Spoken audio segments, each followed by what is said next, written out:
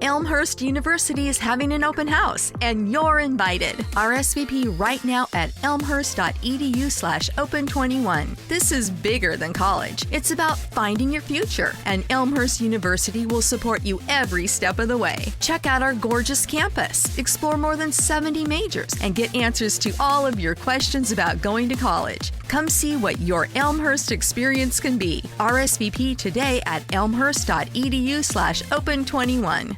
The Chuck Oliver Show podcast is presented by Larceny Bourbon. So smooth, it's criminal. Larceny reminds you to think wisely, drink wisely.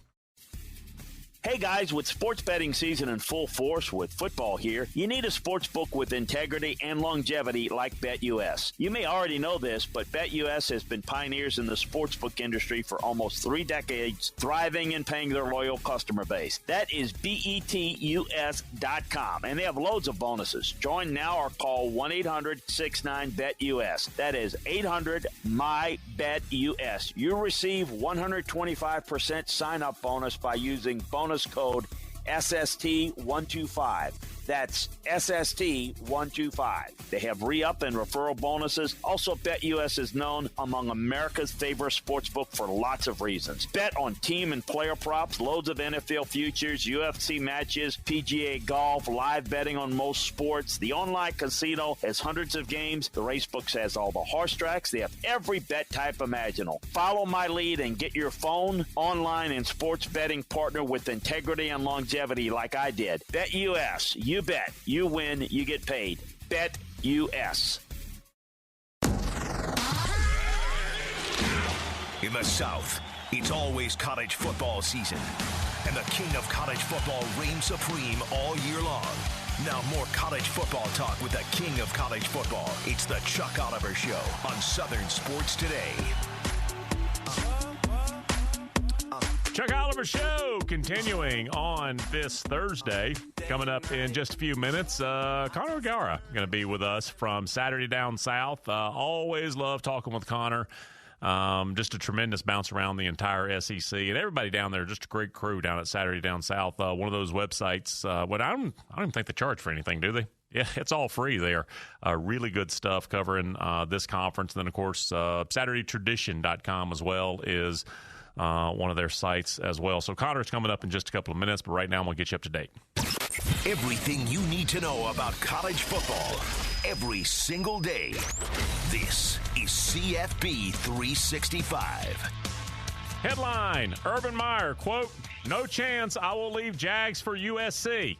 Urban Meyer was asked by the media who covered the Jacksonville Jaguars, and I don't know if you heard him. It's a pretty standard answer. It's like, there's no chance. I'm going to be the coach here. I'm not going back to college. Will not be the coach at USC.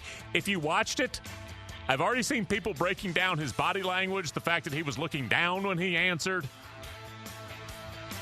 Head coach at Southern Cal, it's one of the few jobs I would say this about. It's a better job to be. The NFL, there's only 32 of them. And I think you can be successful at any of them. I don't think you can win a Super Bowl at every one of them. But it's better to be the head coach in the NFL, I believe, because you don't have to recruit, than almost anywhere in college. USC is one of those intriguing exceptions. But he says, nope, no chance. That is his official response to this point. Headline, Tennessee junior running back Evans hopeful to play Saturday. Can I expand that headline? Tyon Evans, JUCO transfer, who looked good in the season opener.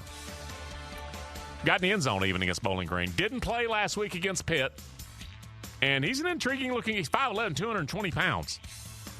Did not play last week, and he could play Saturday. Now, you want anybody new to the program, new to the offense, which everybody there is practically. You want them to get as much reps as possible, but Tyon Evans is actually a kid. I mean, he and Jabari Smalls, they're excited about that duo on Rocky Top, and I think they should be. Don't know what the injury was. In fact, I don't know. I remember looking, and I don't think Josh Heupel even ever said what it was. So whatever the injury is, if they didn't disclose it, I don't think they did. He can play, but they're playing Tennessee Tech. that is how I would expand the headline as well. Tennessee junior running back Tyon Evans is hopeful to play Saturday, but it's Tennessee Tech. And he's a guy that if you're going to have that Saturday in the conference, he's one of those guys that can help you. So I'm excited to see if he can get back out on the field. Headline, Southern Miss lists co-starters at QB. Trey Lowe is listed as the starter, and then there's not or, but Ty Keys. Keys got some mobility issues there, some advantages there. Lowe's big one. He's like 235 in the pocket. But you've got a totally different skill set, and they're playing Troy this Saturday. And, I don't know what you found out playing Grambling, but they got Troy this weekend, and that's a little bit of a different challenge. So, you know what? Consider yourself up to date. I got more I can talk about, but we got Connor O'Gara coming up from Saturday Down South. That's next on The Chuck Oliver Show. Elmhurst University is having an open house, and you're invited. RSVP right now at elmhurst.edu/open21. This is bigger than college. It's about finding your future, and Elmhurst University will support you every step of the way. Check out our gorgeous campus, explore more than 70 majors, and get answers to all of your questions about going to college. Come see what your Elmhurst experience can be. RSVP today at elmhurst.edu/open21.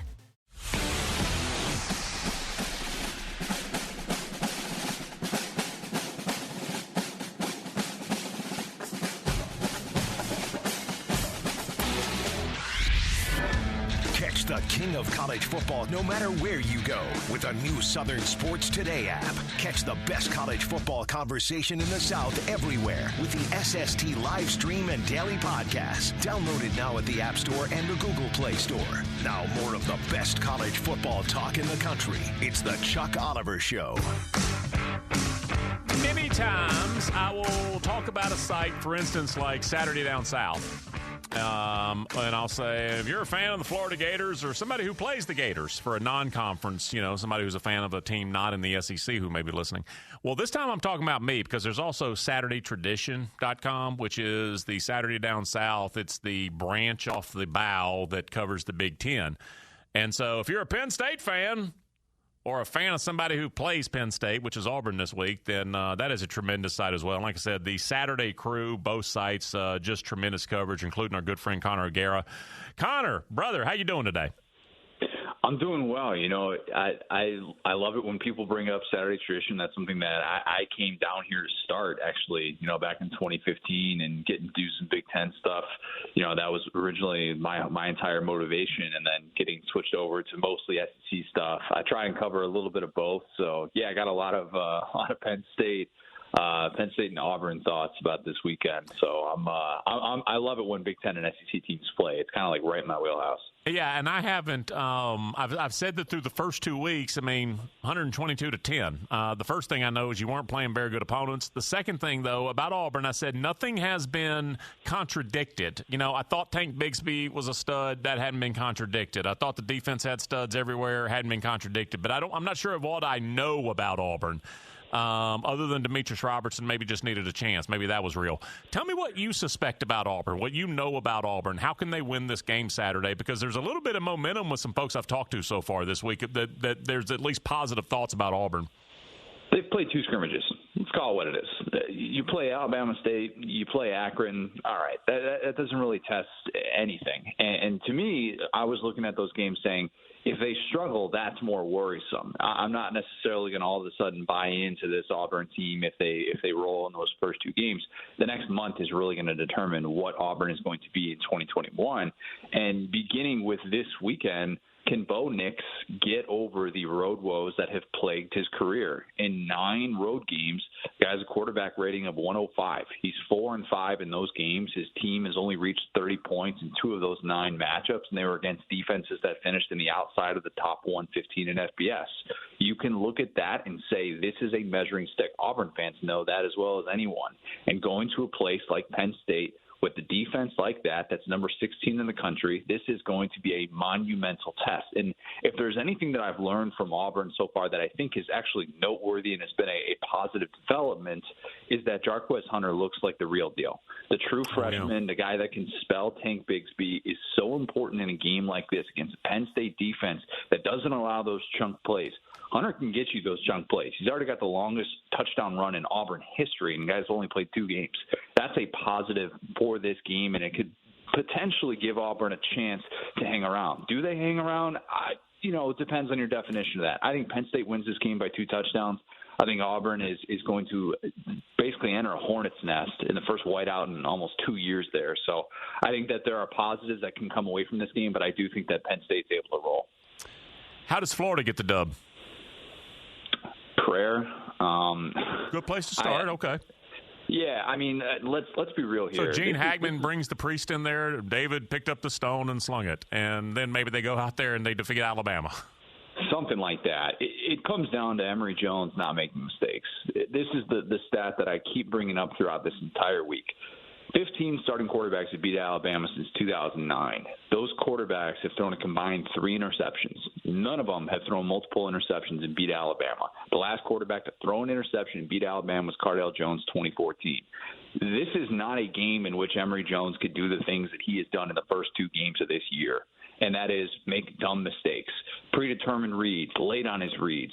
Alabama will feast on that, and it'll get ugly if Emory Jones does that. He needs to play a perfect game, and not the type of game that makes us wonder, why is Dan Mullen still giving him so many reps and give Anthony Richardson more time? We don't know that Anthony Richardson's going to be 100% healthy. We'll wait and see what that hamstring looks like on Saturday. But the only way Florida can stay on the field with Alabama is Emory Jones getting rid of those bad mistakes that have plagued him so far this year and putting together a performance that makes Florida fans kind of step back and go, wow, that was different. That's the Emory Jones we thought we were going to get this year. Mississippi State is better than I thought that they would be, and that defense, it looks as salty as maybe it was last year. Give me your download of Mississippi State through just 2 weeks. I don't know that Mississippi State's offense has really passed the eye test that I was looking for, and I think it was a slow start against NC State offensively. Yeah, and La Tech as well. I mean, you fall behind by 20 points and you need to rally back in the fourth quarter. That's not ideal, but I think offensively they still have some things to figure out. I think Will Rogers has been pretty good, but they don't run the football a lot, just like typical Mike Leach, and they don't necessarily get those chunk plays, and it puts a lot of pressure on them. And I thought the opening kickoff to return that for a touchdown the way they did against NC State was huge, and it threw off everything that NC State wanted to do in that game. And for whatever reason, they kept attacking Mississippi State's secondary, which is the strength of the entire team. So that was a weird move overall. I think this is a tough matchup against Memphis. I think Memphis wins this football game, and I think a Memphis offense that's rolling right now, despite the fact that they lost Grant Gunnell, the starting quarterback from Arizona. I think that they're going to be fine with Seth Hennigan, and I think that they can do some things to kind of keep Zach Arnett's defense a little bit on its heels because they have balance. So I think that's going to be a tough game, and I think they ultimately lose that one, and we're kind of wondering, where is Mississippi State going into SEC play? Wrapping up on my man, Connor O'Gara, Saturday down south. All right, Aggies are hosting New Mexico, and then it gets real. Like, they could lose the next 3 after that if Zach Calzada doesn't get that offense humming. Arkansas, Mississippi State, and Alabama. I know that they're better than 2 of those teams, but nothing about that is easy, and all of it is dangerous in my mind. You're exactly right, and it's dangerous because of the 3 defensive minds that Zach Calzada is going to face. Think about that. Barry Odom. Look what Barry Odom just did to Steve Sarkisian this past weekend. Then you get Zach Arnett, who we were just talking about him and the great performance that his defense had against NC State. And then, by the way, if you get through those 2, you got Nick Saban waiting. There are 3 elite defensive minds that Zach Calzada and that offense is going to face that, in my opinion, will be better than what he saw against Colorado. And if it was just a case of a guy not being ready for that moment early on and he figured some things out in those last 2 drives where he starts converting third downs, that's a positive for A&M. I have my questions, though, and I'm high on the Aggies. I said the Aggies coming into this year were going to beat Alabama. with Haynes King as their starting quarterback, I can't sit here today and tell you that that's going to happen. But I think that the talent that he has around him should help. The defense is going to keep them in games. It's going to be about winning ugly. And if you can get back to Haynes King in mid-October with only having one loss, I think as an A&M fan, you kind of have to feel good about that.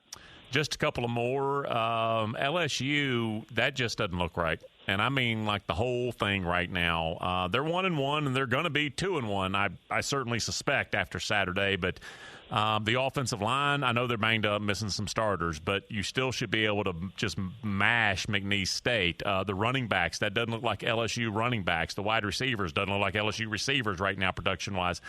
That whole thing is just off right now, at least to me, by my vision.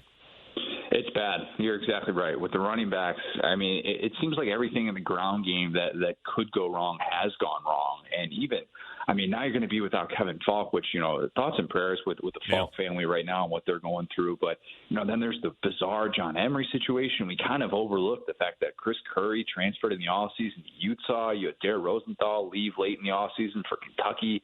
And it's just like everything that kind of can go wrong for this offensive line has. And they don't look particularly good. And then you add to it the fact that Jake Peets, new offensive coordinator, is still kind of figuring things out. Ed Orgeron talked about getting calls in a little bit too late. That's something that they need to be able to figure out so that it's not just this panic at the line of scrimmage and then they're kind of on their heels. They have to figure things out against Central Michigan. And that's a halfway decent Central Michigan team who I thought looked decent against Mizzou in the opener. And they can hang around with LSU. I mean, LSU is not in any position to put its foot on the gas against an FBS opponent that actually has a clue. And I think Central Michigan with Jim McElwain might be just that. Last question I want to ask you about Ole Miss and the defense. They'll get pushed a little bit more this week, I believe. But how real is that? And, until we get into conference play, it's always hard to really calibrate it. But what's your opinion about the Ole Miss defense? I said coming into the year, can they just flirt with mediocrity? They've done more than flirt. I mean, they look at the very least mediocre. And watching what they did to Malik Cunningham in the opener was impressive. And Chance Campbell, I thought, was an impact transfer. The guy that they got from Maryland, all Big Ten honoree last year. And I think that this Ole Miss defense looks the part. They're a lot more aggressive. Even in a game last week where they're actually like getting flagged for pass interference and whatnot, and they're taking chances, and they got all those targeting penalties in the first game. I kind of think that's a positive because they're at least in position to make some plays and they're being the aggressors. I think that'll carry over, and I'm kind of rethinking my 8-4 projection for Ole Miss. Tough test this week. Michael Pratt, the Tulane quarterback, is a stud. Go ask Oklahoma fans about that. So I think Ole Miss is legit, and I think that battle for the number 2 spot in the SEC West is certainly up for grabs, and they're going to be a big part of that. All of this stuff, folks, I just gave you like 10 minutes with Connor. You can get him every single day, Saturday Down South, as well as SaturdayTradition.com. Connor, thank you, man. I appreciate your time. Absolutely. Appreciate it, Chuck. All right, Connor O'Gara, again, senior national columnist, Saturday Down South, does a great job covering this conference and sort of harkening back and covering the Big Ten a little bit, which, again, when those conferences collide, there's usually something entertaining that's going to happen. And that's what I'm expecting on Saturday. With Auburn and Penn State, certainly. There is another matchup in that game that, I mentioned a little bit earlier today that is really a measuring stick game. I say when you get in the conference and, it's hard to calibrate, well, Penn State will help you calibrate that. And it was something I was asking JG about a little bit earlier in the program, the Auburn wide receivers. I had made a comment a couple of years ago, and again, I'm talking about the team I root for more than anybody else in America. I said, I don't understand why receivers keep going to Auburn because they were getting some premier guys, and then a lot of them would leave. Nate Craig Myers, when he showed up, and again, I don't even know what kind of receiver he is. I know he looked great. But I don't know anything else about him, and I'm saying as far as if he's going to be an NFL star or a Canadian League star or an Arena League star or just he's going to go, I don't know, work on Wall Street. I don't know what his future is. But I know when he showed up as an 18-year-old, he was one of the most heavily recruited wide receivers in the country. And that was a class with 3 other receivers. I think Marquise McLean was the lowest ranked of the 4. They had Kyle Davis, if you remember him. One of the top-ranked receivers in America. And he actually already is playing pro football. I think he is in Canada. But that was, I want to say, signing day 2016. Look at the group they've got right now. Hudson and Capers, and I mean all of these kids that if you're talking either real high 3 stars or in a lot of cases 4 stars, who just left, Seth Williams. Seth Williams could have gone just about anywhere he wanted. Anthony Schwartz, with that speed, yeah, there's a lot of coaches would have said, yeah, we'll give you a chance. Schwartz, what did I see the other day with Cleveland? Like a 45-yard catch? I think it was his first catch. There's a chance that he is a better pro receiver than he was in college. So there's talent out there, but I just don't know very much about him because to this point they haven't been asked to function in a normal way. Huge college and pro football weekend ahead. Hi, I'm Dan Matthews, and let's get a look at some odds brought to you by BetUS. Let's start with Michigan State at number 24, Miami. Noon kick in South Florida. Hurricanes, 6-point favorite, minus 225 on the money line. Spartans are plus 185, over-under 56.5. Number 3, Oklahoma, home for Nebraska. Sooners giving 22.5. They're minus 1,800 money line. Huskers, plus 1,000, over-under 62. Mississippi State on the road at Memphis. Bulldogs are just a 3-point favorite. Tigers are plus 145 on the money line, over under 64 and a hook. Number 22 Auburn at number 10 Penn State. Nittany Lions are a 5-point favorite. Penn State minus 190 on the money line. Auburn plus 165, over under 52 and a half. Number 1, Alabama in the Swamp, taking on number 11, Florida. Tide, favored by 14 and a hook.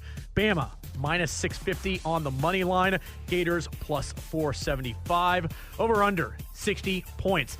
In the NFL, Titans are out west, taking on the Seahawks. Seattle, home favorite at 6. Tennessee, plus 225 on the money line. Seahawks, minus 265. Over-under is 54. Sunday night, Chiefs at Ravens. Kansas City is a road favorite at 3.5. Chiefs are minus 190 money line. Ravens plus 165. Over-under is 55. Want to make some money? Do it very easily when you enter the following promo codes on BetUS.com. How about SST125? With this promo code, you get 125% of a sign-up bonus. For example, you deposit $100, you're getting an extra $125. How about cryptocurrency? SST200 with this promo code.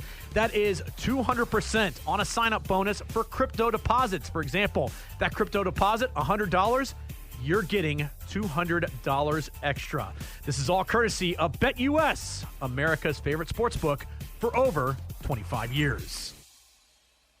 Elmhurst University is having an open house, and you're invited. RSVP right now at elmhurst.edu/open21. This is bigger than college. It's about finding your future, and Elmhurst University will support you every step of the way. Check out our gorgeous campus, explore more than 70 majors, and get answers to all of your questions about going to college. Come see what your Elmhurst experience can be. RSVP today at elmhurst.edu/open21.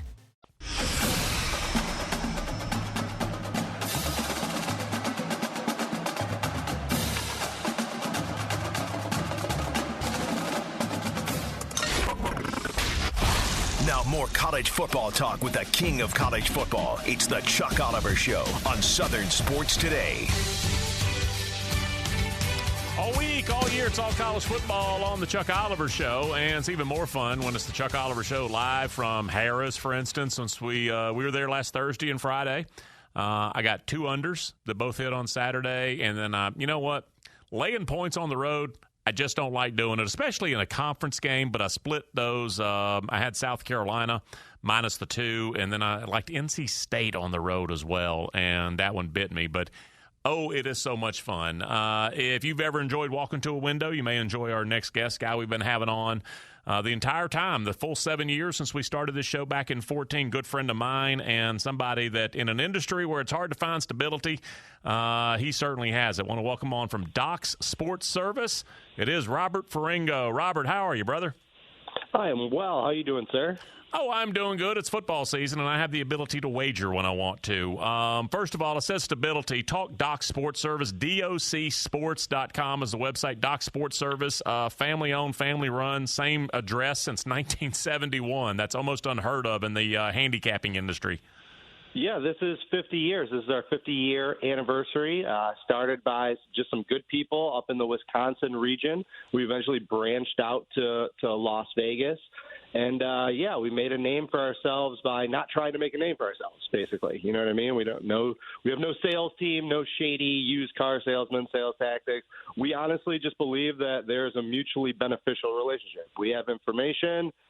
People want it. You make money, we make money, we work together. We're kind of a team, so we're a little bit different in that aspect. Well, let's talk this weekend. Auburn at Penn State. I think the number I saw is at 6 or 6 and a hook right now. Give me the Ferringo angle.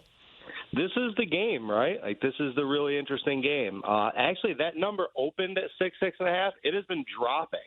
And the betting on this game is split pretty much 50-50. So when you see that number come down, and that's a significant move, right, off a relative key number in college football, that means that while the action is split, the big money is actually coming in on Auburn. Now, how much of that is just, blindly bet the SEC in non-conference, right? The SEC is the big beast. They just lay waste to everyone they play. And how much of that is people are really wanting to buy in on Brian Harsin and Auburn? They've looked great these first 2 weeks, but they've played a bunch of patsies. So we still don't really know who they are. I got an interesting angle on this, though, all right? The SEC favorites SEC underdogs of less than a touchdown against Big Ten opponents have only gone 9-17 against the spread in the last 18 meetings. Okay, in the last 13, the Big Ten is 10-3 against the spread when they are favored against SEC opponents. And Chuck, you know that these Big Ten teams, when they get a chance to knock off an SEC opponent, like this is outside of their big rivalry conference game, this is the game that any Big Ten team would have circled, and they've overperformed against the spread in these situations over the last 4 or 5 years. All right, what I was just talking about, man, I just got some rules. I do not lay points on the road in a conference game. Bob, Alabama is minus 14.5 against Florida. Discuss. Okay, so you know my stance on Alabama, and I implore all of your listeners to adopt this same stance, all right? You either bet on Alabama or you pass on the game. Bama or walk. Bama or walk, that's right. You don't get hero points for betting against Alabama. And a lot of times betting against Alabama, it sounds good, it sounds sharp on Wednesday or Thursday, and then Saturday afternoon, like 5 minutes before kickoff, you're just looking at that ticket being like, why in God's name did I bet against Alabama? So don't do it. So I understand that those points are very, very appealing here on Florida. Okay, and for me, this game is probably going to be a walk. All right, Dan Mullen in his career has proven to be a very, very good underdog coach. Nick Saban is only 30-33 against the spread when his team is favored by fewer than 17 points in SEC play. That's home or away, okay? Yeah. So that's the situation here. Now, I don't like Florida. Florida is a team that I'm going to be looking to bet against in SEC play. I think they lost too much talent. I don't like their quarterback situation. I just don't think they're very good. However, Alabama lost a lot of talent too. They've played great to this point, but like you said, covering 2 touchdowns on the road in the swamp against a rivalry opponent that has the revenge angle from the 2020 SEC championship game. I could see this one being like an Alabama 10-13 point win, but I don't know if it's going to be a 20-plus point game. So for me, it's a walk. Wrapping up, Robert Ferringo again. You can get with him online, DOC Sports. It's Doc's Sports Service, DOCsports.com. And again, Robert Ferringo, and he'll have something for all the listeners coming up in just a couple of minutes. But let's bounce into the ACC. And I'm not being facetious here. Why is the Clemson number, quote, only 28 and a hook? Because people don't trust them. After what they saw against Georgia, that left an impression with people on Clemson, right, wrong, or indifferent, whether or not that's a fair value assessment that people have made.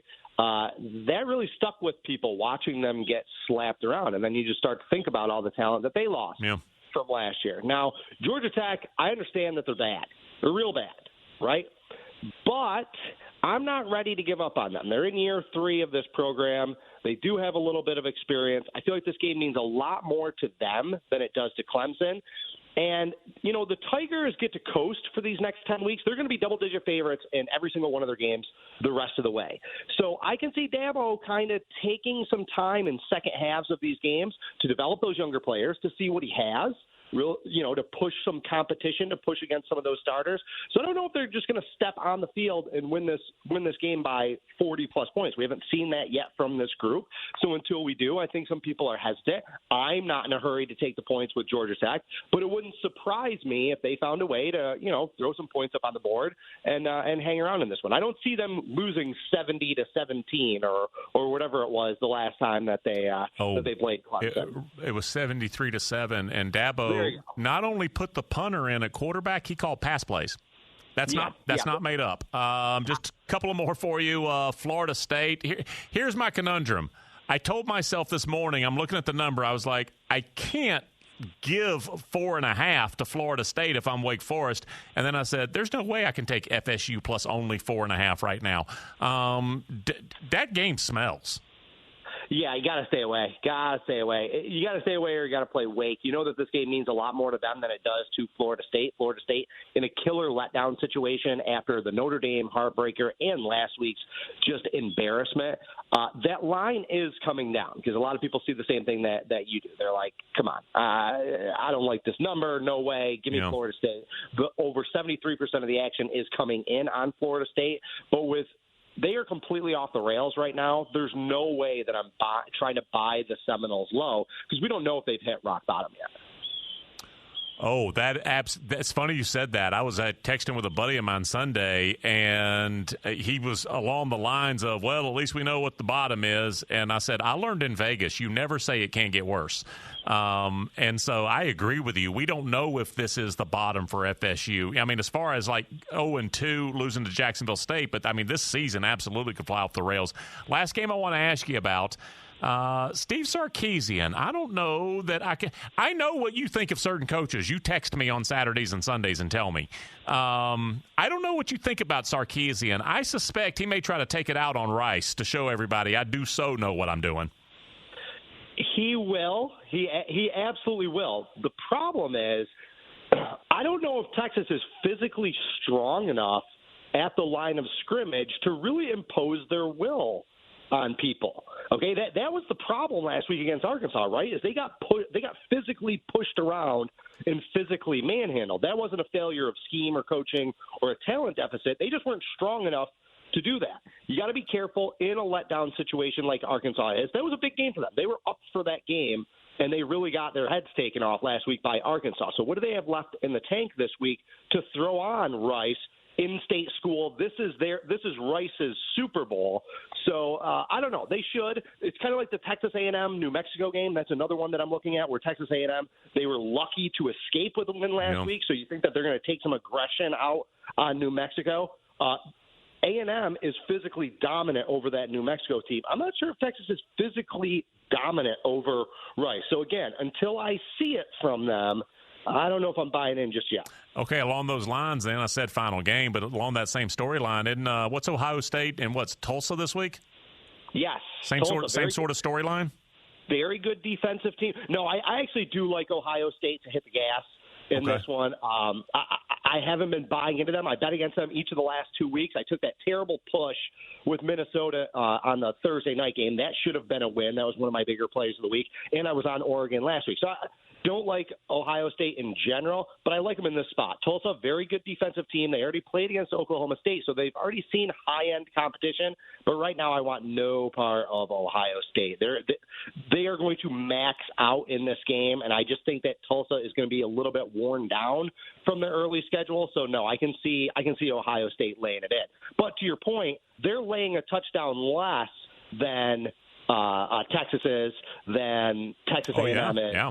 So we got a chance for a 24-point Ohio State win is not beyond the realm of possibility. Maybe there's a 35-point Ohio State win. Folks, like I said, this is the kind of information you get from Robert. We have him on from time to time, and it's always just really good stuff. Whether it's college football, the pros, hoops, certainly baseball down the stretch here. Robert, give the listener something. I know we've been talking college football, but I'm gonna change it up, and I'm gonna go to the NFL for you. I love New England this weekend. Do not overthink it. They outgained Miami last week. Should have won that game. The Jets lost at Carolina. If Matt Rule had not been coaching that game with both hands firmly around his neck, they would have beaten the Jets by 30 last week. New England is not going to go 0-2. They are going to absolutely dismantle the Jets. That will be at least a 17-point game. Lay whatever the spread is. Right now it's 5.5. Wow. I'd lay it up to a touchdown. Wow, huge move, and you'd stay on it. Normally, that steam either gets me off the game or looking at the other side. Good stuff there, Robert. Brother, we'll have you back on again as we get throughout the season. Thanks for coming on today.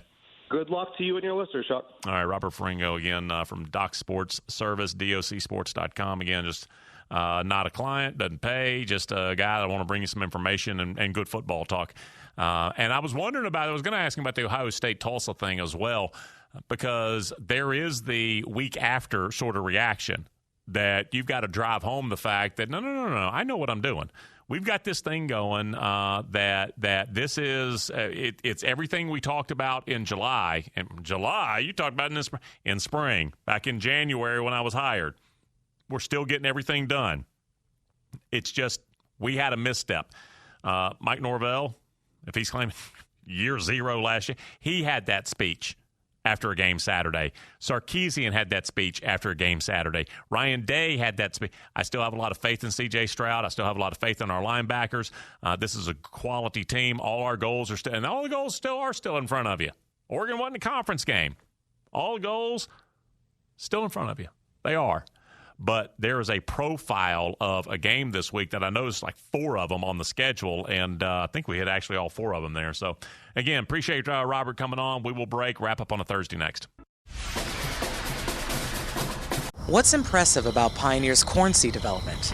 I'm here in York County, Nebraska. Off in the distance, about a quarter-mile away, something is lit up. That's Boreas, one of Pioneer's mobile wind machines. Pioneer uses this machine to test its corn hybrids for standability. These tests are one of the reasons Pioneer has seen improved stalk strength and root scores year after year. Boreas, another thing that makes Pioneer Pioneer. Contact your local Pioneer sales representative.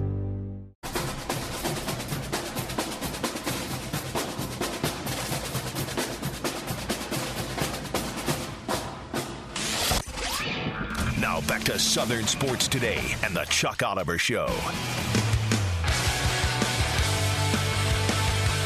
Chuck Oliver Show wrapping up on Thursday. Thank you to all the guests for coming on. Thanks to everybody, all y'all listening, whether it is live on your terrestrial radio station, wherever that is. 54 sticks every single day throughout 9 states. And again, we got a birthday next week, so we turn 7, so that's pretty awesome. But appreciate you coming here. If you missed the program or if you just want some convenience to make sure you never do, thepodcastpark.com is one place you can go. You can click subscribe, like, all that stuff. It'll just show up on your phone or iPad or whatever it is you have. It'll just pop on there every single day. So go to thepodcastpark.com and subscribe, and boom, you're going to get the show every single day. You can listen to it over and over, the same interview, fast forward, go back, listen to something else. I missed that part. Don't have to do it. Again, subscribe wherever you get your podcast, actually. Dan will be popping in here in just a couple of minutes, but right now I'm going to wrap this up with closing argument. The King's Closing Arguments, presented by the best closing attorneys in the business, Alexander Shannara and Associates. Demetrius Robertson is the second most important player in the Southeastern Conference this weekend. He is Auburn's most productive wide receiver to this point, and he also has been, at times, Auburn's returner, and he's carried the ball. And the phrase featured, that's Demetrius Robertson. He's been featured the first couple of games, and again, as I started the show with, the first 2 games are against Akron and Alabama State. You have to see if the first 2 weeks were just Bobo and Harsin featuring Demetrius Robertson for future transfer efforts. Hey, you come here, look what we did with Demetrius. He's now drafted.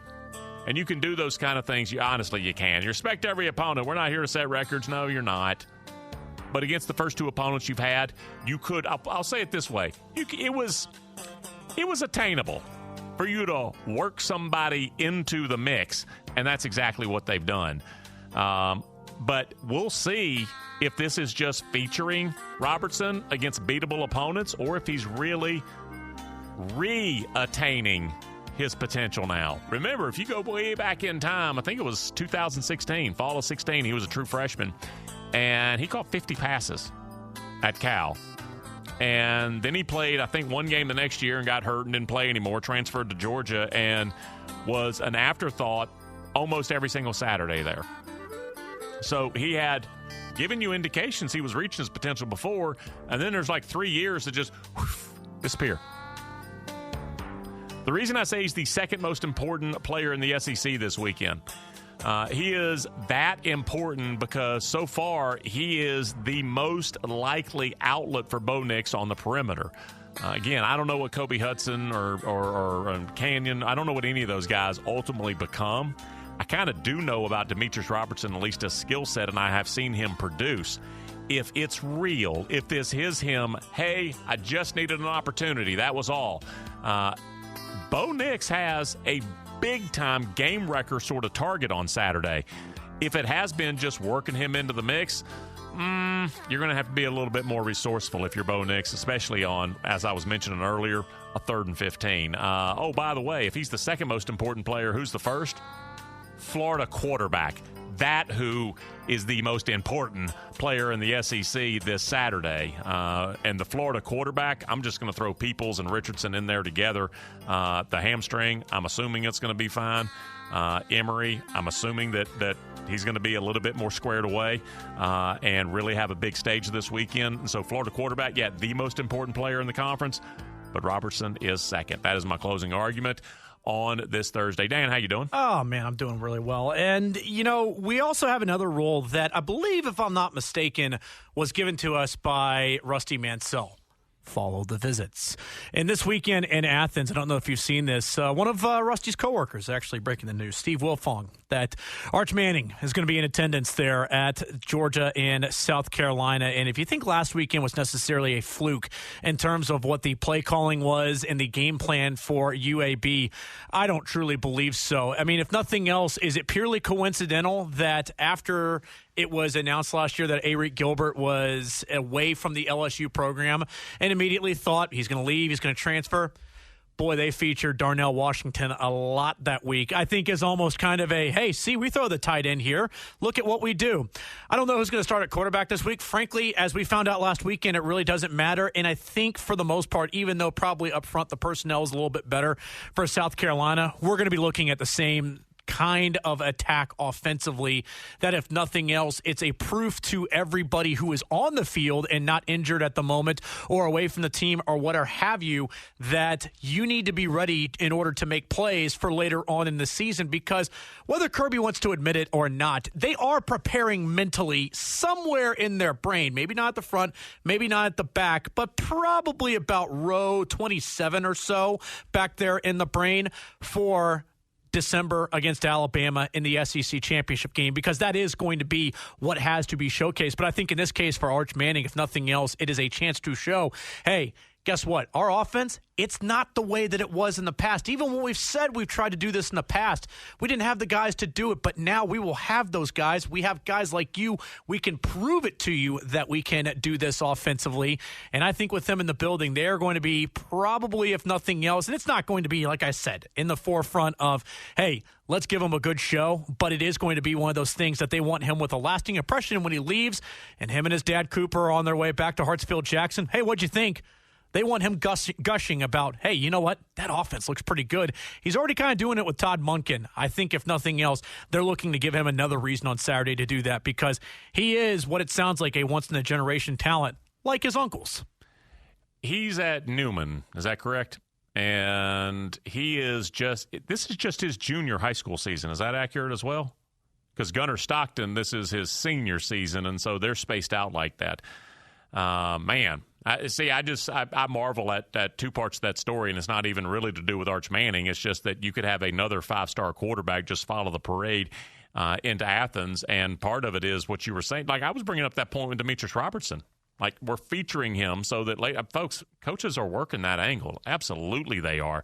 Wan'Dale Robinson, what a stud.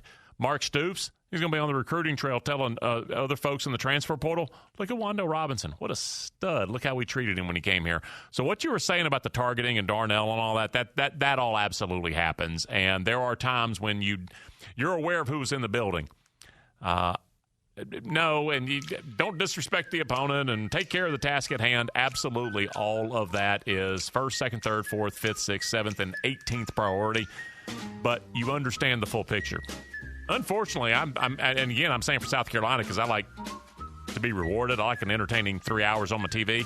I kind of agree with you, not 56-7-ish, because UAB didn't even scratch on offense. Not 56-7-ish, but I don't expect this to be a real competitive thing, and I'm hoping, again, I just keep coming back to it. There's no way Shane Beamer can start Luke Doty. There's no way. There can't be. Because, you could just get absolutely buried right out of the gate. So, all right, that's going to wrap it up for this Thursday. 22 hours. Let me recharge the batteries.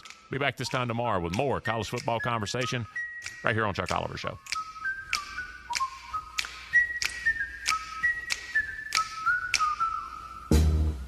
Elmhurst University is having an open house, and you're invited. RSVP right now at elmhurst.edu/open21. This is bigger than college. It's about finding your future, and Elmhurst University will support you every step of the way. Check out our gorgeous campus, explore more than 70 majors, and get answers to all of your questions about going to college. Come see what your Elmhurst experience can be. RSVP today at elmhurst.edu/open21.